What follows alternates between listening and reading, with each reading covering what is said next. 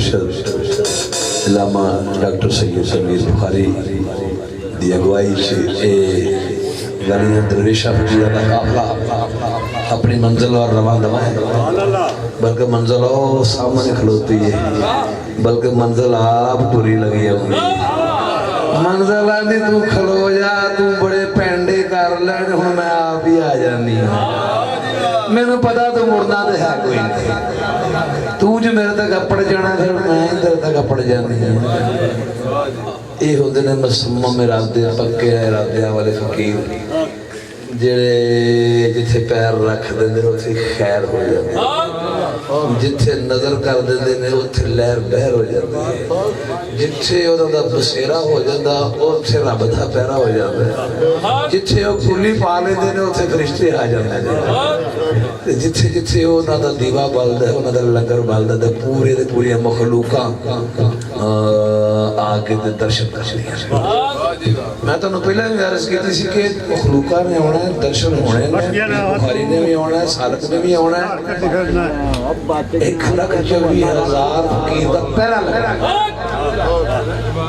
तो तुहानू नजर आ रहा होना कि सब इत्थे असली मौजूद ने।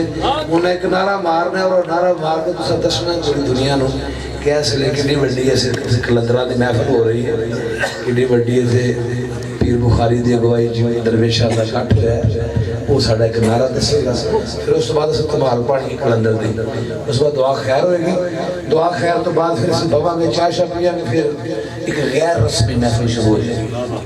घरों नूं जाओ अपने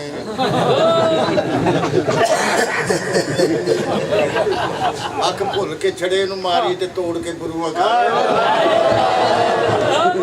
अख अख भुल के छड़े नूं मारी ते तोड़ के गुरुआं का बुखारी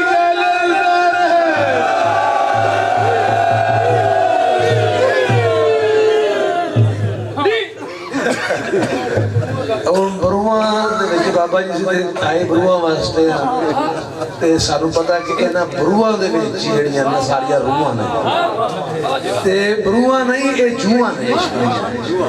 ते ये सारियां बरूआं दे विच बैठियां रूहां ने, ये उठ के ना जाण वालियां रूहां ने ते इन्हां नूं तुहाडियां सूहां एवें नहीं आए बैठे। तो जनाब धमाल पान लगे हैं सारे मिल के, फिर उस बाद दुआ खैर हो जानी, क्योंकि जिस तरह फकीर की मर्जी होती है उसके मुताबिक चलना चाहिए। हाँ, कमी किसी चीज़ की नहीं, कभी किसी चीज़ से सारा पीर राजी होना चाहिए। जी नारा मारे